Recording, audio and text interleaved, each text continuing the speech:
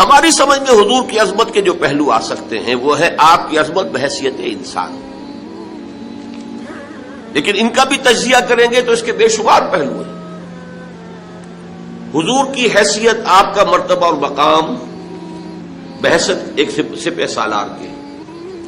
اب یہ بڑے بڑے جرنیلوں سے پوچھئے کہ آپ نے جو جنگی حکمت عملی اختیار فرمائی اس میں جس مہارت کا ثبوت دیا ہے، حالانکہ ساری عمر کبھی آپ نے کسی جنگ میں حصہ نہیں لیا، بدر سے پہلے یا اس سے پہلے کی چند مہمات میں شرکت کی ہے، باضابطہ جنگ کی نوبت نہیں آئی، لیکن یہ کہ دنیا تنگ ہے کہ جنگ کی مہارت اور اس کی حکمت عملی کو مرتب اور معین کرنے میں کس قدر آپ نے صلاحیت کا اور کس قدر قابلیت کا ثبوت دیا ہے۔ پھر کسی سے صلح کرنی ہے، صلح کی نیگوشیشن، اس میں آپ نے کس مہارت کا اور کس واقفیت کا اور کس اہلیت کا مظاہرہ فرمایا۔ صلح حدیبیہ ہو یا میثاق مدینہ ہو یا اس سے بھی پہلے یثرب کے مختلف طبقات کو آپس میں جمع کرنے کے لیے جو معاہدہ ہوا ہے، ان کا مطالعہ کیجئے، عقلیں دنگ رہ جاتی۔ ایک قاضی القضات کی حیثیت سے آپ کا مقام کیا تھا؟ آج بھی اس دنیا میں قضاء جوڈیشری کے سلسلے میں جس قدر اصول اختیار کیے گئے ہیں وہ سب کے سب محمد رسول اللہ کے عطا کردہ ہیں صلی اللہ علیہ وسلم۔ کسی بھی مقدمے میں ایک فریق کی بات سن کر فیصلہ نہ کرو جب تک کہ فریق ثانی کو بھی سن نہ لو، یہ اصول آپ کا بیان کرتا ہے۔ شک کا فائدہ ملزم کو دیا جائے، ملزم جسے کہنا چاہیے اصلا، جس پر الزام لگایا گیا ہے، شک کا فائدہ اسے دیا جائے گا، جو الزام لگانے والا ہے اسے نہیں۔ یہ فیصلہ محمد رسول اللہ کا ہے۔ یہ اصول آپ نے انیشیٹ کیا ہے کہ 100 مجرم چھوٹ جائیں کوئی حرج نہیں، کسی بے گناہ کو سزا نہیں ہونی چاہیے، یہ اصول آپ کا دیا ہوا ہے۔ ہماری موجودہ جوڈیشری پوری عالمی سطح پر انہی اصولوں پر قائم ہے۔ یہ دوسری بات ہے کہ ہمارے ہاں کرپشن نے بیڑا غرق کر دیا، اصول غلط نہیں ہے، جوڈیشری کے اصول تو محمد رسول اللہ کے عطا کرنا ہے۔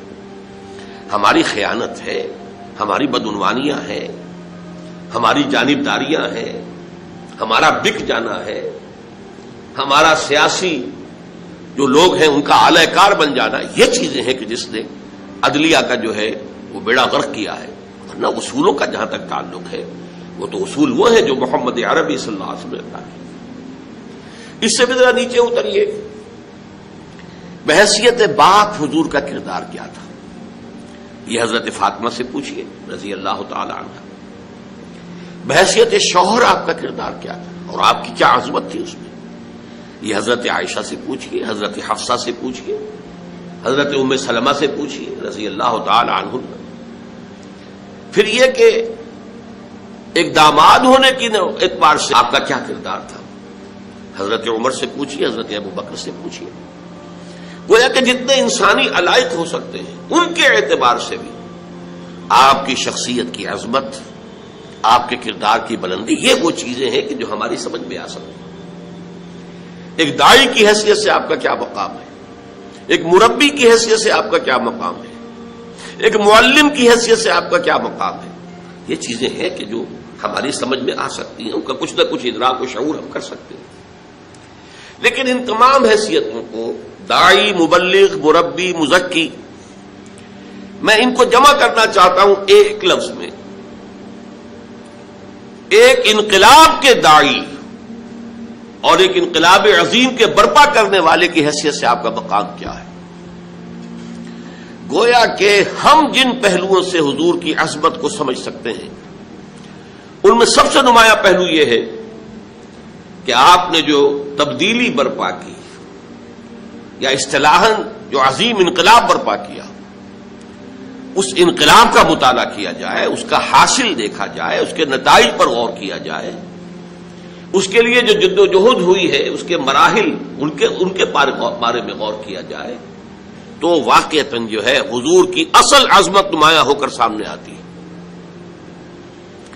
چنانچہ یہ ہے وہ عظمت آپ کی جس کا کہ اقرار اور جس کی گواہی پوری دنیا نے دی۔